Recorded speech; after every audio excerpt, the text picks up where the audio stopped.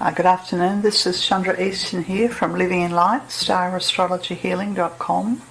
I'm an esoteric astrologer and I'll be speaking to you about the esoteric nature of the sign of Leo and the importance that the sign of Leo has in the zodiac in terms of the door to great more soul consciousness, soul awareness. It's in a completely different category to those four signs of the zodiac that precede it. And this entry onto the path of light, the path of spiritual discipleship, I'll talk about that. I'll speak about some of the tests and the trials of the sign of Leo. What's the highest vibration of Leo? What's the lowest vibration of Leo? I'll be speaking about the constellations that are associated with this part of the heavens and various stars and how they relate to our current lives and what lessons we can learn from them. And then I'll conclude by speaking about Labour the 5th, which is the Hercules, who is the world disciple, and his successful attempt to slay the Nemean lion. Even though this is a Greek mythology, it's extremely relevant to our current lives and very, very relevant to the great change and the great battle that's going on Earth at the moment as we move through the second decade of the 21st century. So let's begin. This talk is about the tests associated with the sign of Leo. Yes, Leo is one of the, it's a heralding sign astrologically, and from the esoteric perspective, Leo indicates that the soul is making its presence felt in the world. The preparatory signs of Aries and Taurus and Gemini and Cancer having been moved through sequentially, and sometimes we move through those in an individual lifetime or over a series of lifetimes, but we eventually arrive at the portal of the sign of Leo.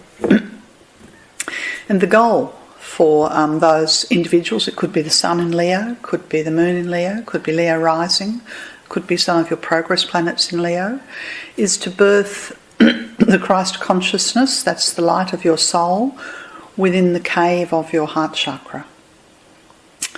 The sign of Leo is very strongly connected with the first major expansion of soul awareness on the spiritual path. So we have to go through lives of spiritual aspirancy until eventually we have a stupendous breakthrough.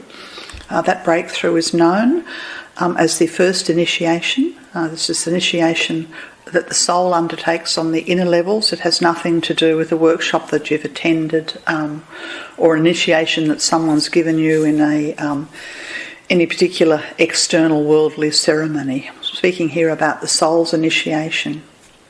And what happens with the first, and there are 9 initiations, and this is the first of the 9 initiations. That is always taken when there is a prominence of the sign Leo in the natal chart. And what happens is that we make contact. The lower mind and the soul connect, and therefore the process of infusement of the soul, and what we mean by infusement is that the soul begins to overshadow and enter into and infuse, and gradually, by the time we get to the 5th initiation, that's some lifetimes down the track, overtake the personal self. So you could say that this is a soul who is young in the terms of light and illumination, but has taken a long time, or an old soul, many, many lifetimes upon the moving through the wheels, as we refer to them, the wheels of karma, to get to this point. How do we recognise that the individual who has Leo strong is approaching this first great initiation? Well, they become sensitive to the worlds around them, the visible and the invisible. They become aware of themselves as a personality, but also an aspirational soul. They become mystically oriented and occultly developed, tuned in, basically, in the modern lingo. At the first initiation, the doors to the realm of spirit open, and light is seen and understood in the capacity. It's as if we see and understand light through the eyes of our soul. So what are the tasks associated with the sign of Leo? Well, primarily it's about creating a sense of order and organisation, having a structure from which our soul can work. One of the ways to create this order and this structure is service to others. Finding a cause, doesn't matter what the cause is. It could be environmental awareness, it could be the studying of science, it could be studying of mathematics, it could be the studying of something occult or mystical. But a dedication to a cause that will ultimately bring about benefit for others. That's the key point here, is that the benefit is not for the self, the benefit is for others. It's about establishing a right relationship between us and the other humans, and being creative in our lives. Physical discipline is incredibly important. Without physical discipline, our soul cannot take control of the instrument, that is our mind, and ultimately our emotions in our body. So really, an individual whose soul is approaching the first initiation, who has Leo strong somewhere in their natal or their progress chart, has recognised that the inner worlds are potent. The Leo energy means that somewhere in the ray makeup we have the seventh ray. The seventh ray is a frequency of light known as the violet frequency that creates order in our lives, and generally speaking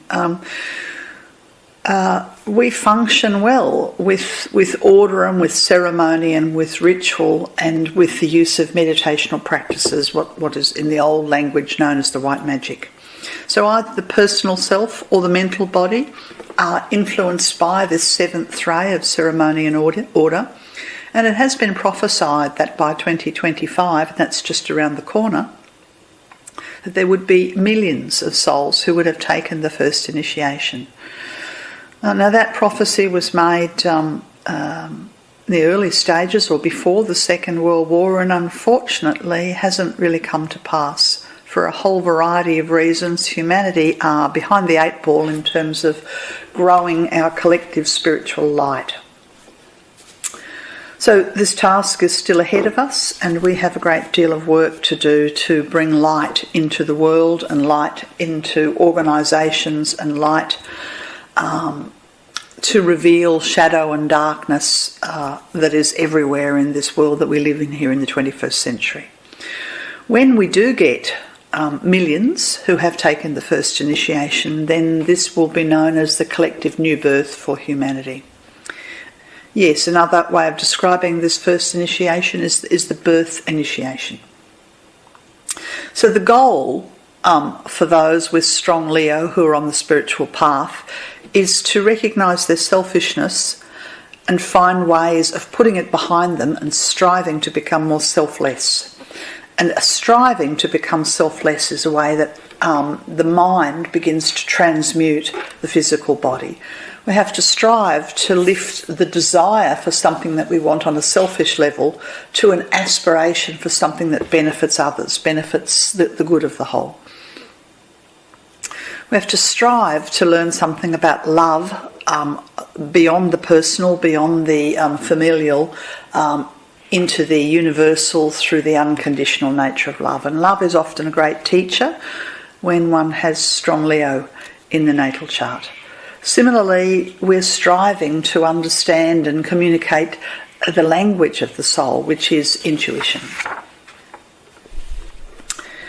Yes, there are a couple of symbols associated with Leo. We think of course immediately of the lion, and the lion has its ancient esoteric roots way back in Egypt through the lioness goddess Sekhmet, and Sekhmet was the sister of Bast. Yeah? And then I come to think also of the Sphinx, and the mythology associated with Sekhmet was that she was worshipped as a goddess of the earth, or a feminine goddess who held the matriarchal lineage. Yes, and of course, and she was known as the Lady of Flame, Sekhmet.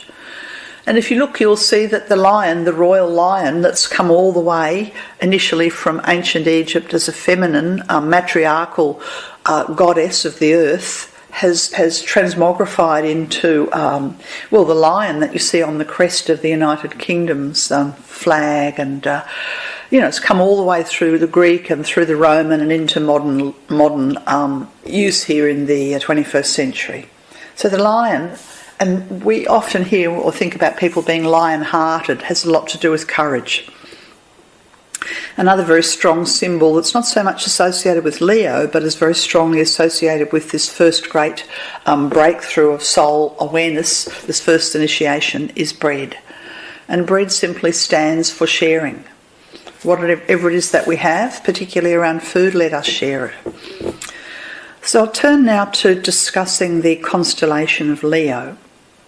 And the brightest star in the constellation of Leo is the fixed star Regulus, that is found in the 29th degree of Leo, also known as the heart of the lion.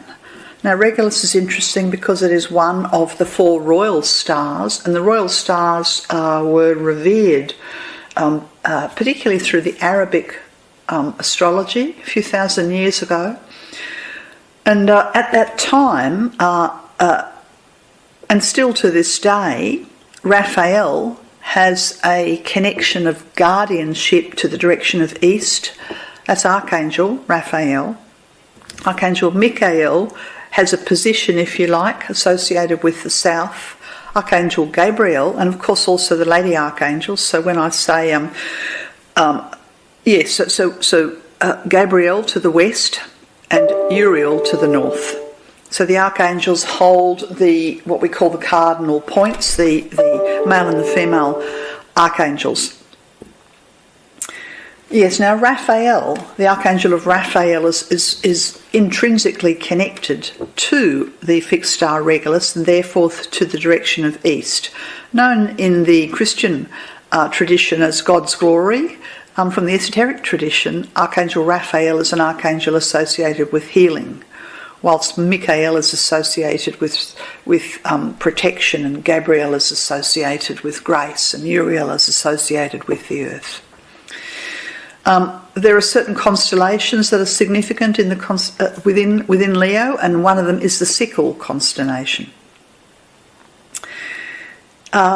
Astrologically, the fixed star Regulus from this 29th degree, the last degree of Leo, has a great deal to do with royalty or nobility, and is considered to be a Mars-Jupiter star. So if an individual or a nation or a leader has this fixed star prominent, then you would expect and you would hope that there would be some royalty or some nobility. However, of course, this depends upon the soul development of the individual or the nation concerned. Yes. Great amount to do with royalty and to do with leadership. The period, the second half of August, from the 18th through to the 30th of August, is a very significant time, at which time the fixed star Regulus rises across the horizon, and conversely 6 months after that or before that, between the 14th and the 26th of February, is also a very significant time for the fixed star Regulus as it sets.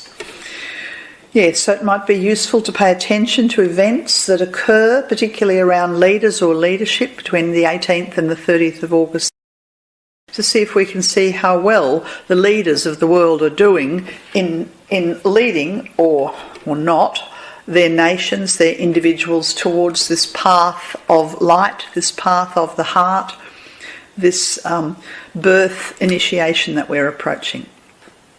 Conversely, if a leader fails to live up to the soul's aspirations that are indicated via Regulus, which is nobility, not for themselves but for the good of the whole, then the Achilles heel kicks in, and sometimes we will see those leaders take actions of great revenge. And from there, if leaders or individuals take actions of great revenge when they feel they've been slighted, then they fall from grace. So we could pay attention to see where are the national leaders who represent this energy, who lift us to nobility. So the question with the sickle, the vivid group of stars, is who is ruling and who is the king? Is it the ego that is in charge, or is it the soul? And which law do they follow? Are they following a law unto themselves? Are they following and adhering to the rule of law in societies? Are we following the laws of nature? Are we respecting spiritual law? Because the sickle has a great deal to do with the cutting out and cutting away of all that is obstructing the natural law and the spiritual law. All things that hinder the flowering of the soul have to be cut away. Yes, there are three constellations. It's the Persian astrologers from thousands of years ago who've identified the particular symbolic constellations, and they speak about the cup of suffering and the serpent of illusion and the bird of prey. And all three of these are part and parcel of the constellation of Leo. So I'll talk briefly about those. So Hydra the serpent, and I immediately have an association there with the sign of Scorpio. And of course there is an esoteric connection between the tests and challenges of coming from the heart for the good of others with true spiritual nobility in Leo, and further tests and progresses along the spiritual path as we get to the sign of Scorpio. But Hydra, the serpent, covers the sign of Cancer, the sign of Leo, and the sign of Virgo over 100 degrees, a very large constellation. The serpent initially is a serpent of illusion that we're going to take some time, some lifetimes to break through illusion, hopefully by the time we get to the sign of Scorpio. And Hydra represents the material world that is veiling or hiding or shielding the spiritual worlds and light from us, and we have to break through it. When I say illusion, I'm speaking about our prejudices and our belief systems where we think we're right and we shut down the options to other possibilities. We simply cannot see what is right in front of us. And that's part of the tests of Hydra the serpent. Now, the other part of the body of the Hydra is Crater the cup. And this represents the spiritual test of who drinks. Do we serve ourselves first, or do we serve others? And is the service to others to alleviate suffering, or are we doing it for some kind of personal gain? This is the test associated with Leo. Corvus the raven stands upon the back of Hydra, the serpent, and pecks the serpent. And the raven is often associated with the personality and with the material world. There are 9 stars within the Corvus constellation. And Corvus is known as the bird of prey or the bird of matter. Yes. And I suppose you could say that there's a certain amount of self-destructiveness associated with Corvus the raven pecking the serpent. And similarly, our ego can get involved in very self-destructive behaviour.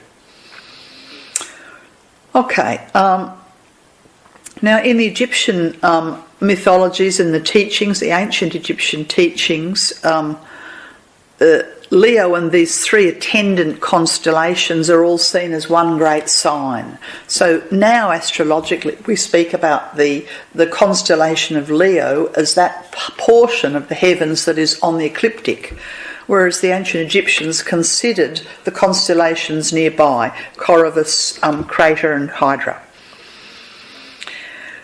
Yes, and from their perspective, Leo the lion represented the courage of the soul, and the lion-hearted is seen to tread on the serpent, who represents the ego.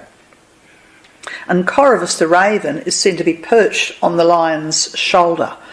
And beneath the plumed female figure And here's the energy of Leo holding this female figure. This is, remember I was talking about the Sekhmet, the Egyptian goddess, who holds the matriarchal line, and she's a goddess of earth. She holds 2 cups. Okay, so the teachings around these constellations are to do with courage and nobility and to sharing and to giving with those who lack, and to for the soul, the best in us, to rise up above the tendency of the worst in us to look after ourselves and number one first. And I can't help but think about the current issue that has erupted all over the world since the Asala Festival around the Black Lives Matter movement. And this is not just an American movement, it's become a global movement, because what we have there, to my mind, is a great amount of suffering and inequality. We have global systemic racism, and we have a lot of disruption of the laws of the land. There's a lot of revolt, there's a lot of people marching, there are some moves to anarchy. So we have an attempt, from my perspective, to redress an ancient wrong, i.e. racism, that's been on the planet for thousands of years, to bring about a balance with that and to share the benefits of society to all, not just to those who are white or privileged. Okay, I'll continue on now with the sign of Leo, and I'm going to look at the tests, the spiritual tests on the path that were undertaken by Hercules, who's a spiritual aspirant who becomes their spiritual disciple. And the test that Hercules had in the labour number 5, as it's known, the spiritual test in the 5th sign of the zodiac, is the slaying of the Nemean lion. So there we see that theme of the lion that comes all the way through from ancient Egypt. And of course Hercules was from the Greek and the Roman traditions. Did I mention, I've probably forgotten to mention, that the period every year when we are having the training and the testing around the sign of Leo is from the 22nd of July through till the 21st of August, roughly speaking. Sometimes those dates are not quite right. If you'd like to know more about the labours of Hercules, I refer you to the book by Alice Bailey. Okay, so the myth, and what happens is that each of the signs has a particular test or a particular task. And the task that Hercules was given by his teacher, he was told that it was a dreadful labour and that he would require courage. and therefore he took with him into the task he was armed, all the weapons of war. Yeah? And he was told that he would hear a call of deep distress, and that the call was coming from the people of Nemea. I'm not sure where Nemea is, no doubt somewhere in Greece, and that they were seeking his aid. And the reason they were in distress and seeking his aid was that there was a lion that was prowling and devastating the lands and taking a toll upon all life. An absolute devastation of livelihood and life, and he was told that he had to go and seek the lion which was ravaging the land on the far side of the 5th gate. That's the sign of Leo. And he was told that the people were quaking and had retreated and were silently withdrawing to live behind locked doors. Now, when I was rereading this myth, I thought, how very interesting. We have a pandemic, a virus. Maybe you might think of it as an invisible lion that's been raging abroad, and people have withdrawn from the terror and have been sheltering in place and sheltering behind locked doors. So there's some sort of parallel going on here in 2020 with the labour of Leo and what was happening to the people of Nemea. So from north to south and east to west, the lion prowled, literally in all directions, and was seizing and killing all those who crossed his path. And Hercules was called to respond. And so he decided that of all his weapons, the one that he would take was his club, the club that he had cut by his own hands. And he let the people of Nemea know that he was there to support them, and that they should not fear and they should not be unafraid because they were not alone. And I also find that interesting, because what happens when we are being ravaged by our own ego, maybe not a virus, but by our own ego, by our own thoughts or our mind or our selfishness, we are often visited and reminded by those from the invisible spiritual realms that we are not alone. The angels will come to us. So Hercules has that saviour kind of energy. Anyway, several days and nights go past, and he's hunting amongst all the trees, and he gets sight of the lion. Think of the lion. Here, this is the lower lion rather than the higher vibration lion, the ego. And he tries shooting at it with some arrows that he's got.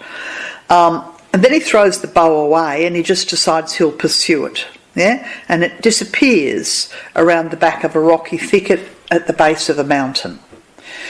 So searching and searching, this is what we have to do. Our ego's visible, and it's been attacking and creating harm, and we have to pursue it, and then it disappears, and suddenly Hercules comes upon a cave.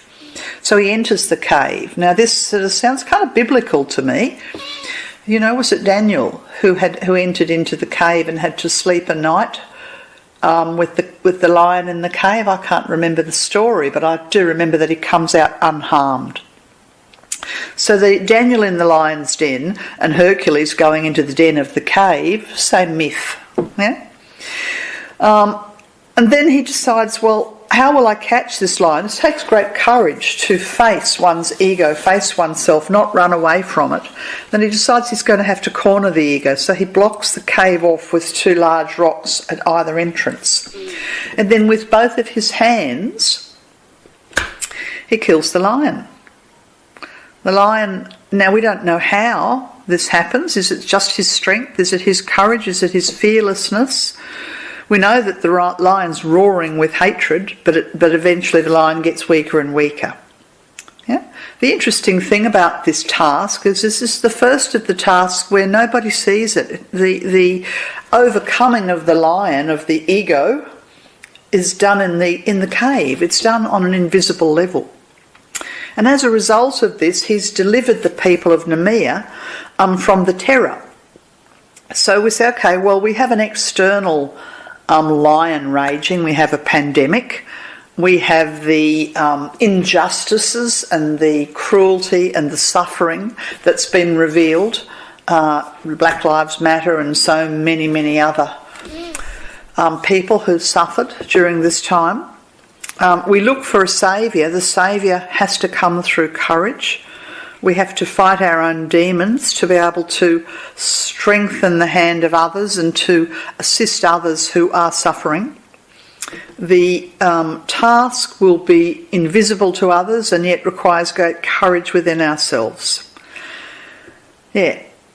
Weapons really are of no effect. The club is not useful, the bow and arrow is not useful. It's weapons that we have developed within ourselves, our capacity for light, for integrity, for honesty, for truth, for service to a greater cause. These are the things we have to draw upon that we have developed with our own hands.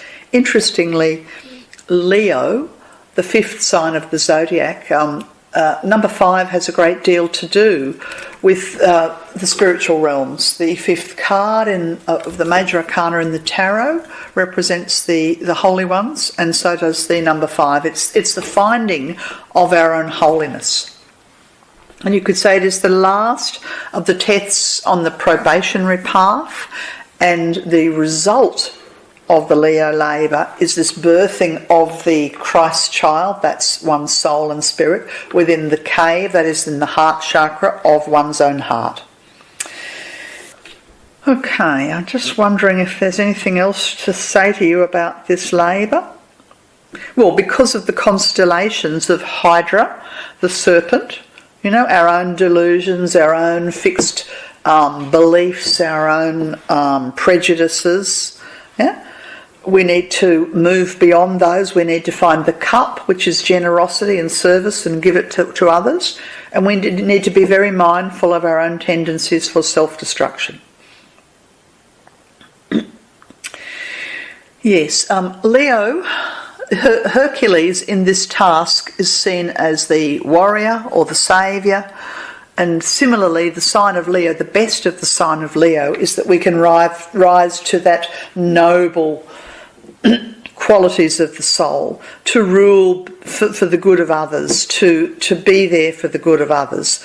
Leo represents this coordinated personality that is in the process of being infused by the light of the soul. So some people with Leo prominent have very aggressive, confident, self-satisfied personalities, and they are literally devastating the lands, or devastating a family, or devastating a business, or a nation, or a community, whilst others with Leo have refined and brought the light of the soul in and have tamed their personal selves and stopped it from running amok in the world. So you could say that the battle between the light of the soul and the strong, coordinated, dominant personality always takes place in the sign of Leo. This is the first great battle that leads us to the first great portal, or the first great gate, that of the first initiation, the birth of the Christ within the cave of the heart. So I think that's all I'll say about the sign of Leo and the spiritual tests associated with Leo. If you're interested in the Great Change broadly speaking, then I refer you to the eclipse talk, our call from the mountains, and of course you may well, if you haven't already, go back and review some of the earlier teachings around the signs of the zodiac. I started with Taurus. Don't know why I didn't get it together to start with Aries, so I won't get there until next year, and I'm going through the zodiac. So far I've done Taurus and Gemini and Cancer and Leo. This is the 5th test. Okay, this has been Chandra Easton from Star Astrology Healing. Nice to connect with you again. Bye.